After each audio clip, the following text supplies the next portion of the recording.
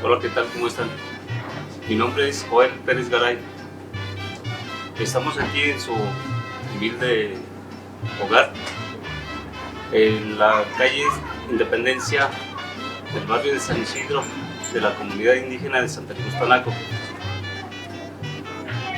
Nuestro trabajo es el tallado de las máscaras en madera.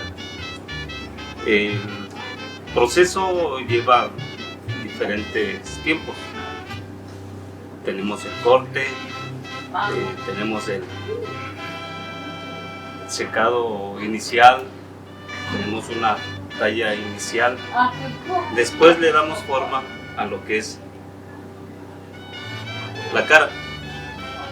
Debemos tener presente las facciones, los ojos, la nariz, la boca, la barba. El estilo depende del gusto del cliente.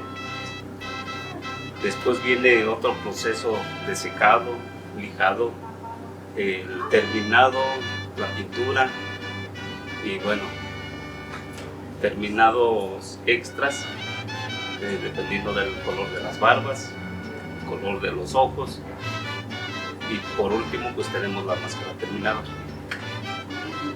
Llevamos más de 25 años trabajando en este arte. Los ancestros de nosotros, específicamente mi suegro don Víctor Vargas, es el que se dedicaba a esto. Nos han traído muchas esculturas, piezas talladas que él ha realizado. Las hemos arreglado, las hemos compuesto y pues queremos que esta actividad, esta artesanía prevalezca, que crezca y que se dé a conocer que aquí en la comunidad indígena de Santa Cruz Tanaco también trabajamos el tallado de máscaras. A todos aquellos que deseen adquirir alguna de las piezas, ya lo dije, estamos en la calle Independencia del barrio de San Isidro, de la comunidad indígena de Santa Cruz Tanaco.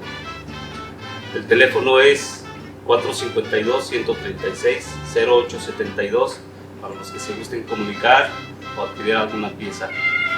Por ahí tenemos algunas páginas en máscaras de Santa Cruz, también ahí nos pueden localizar.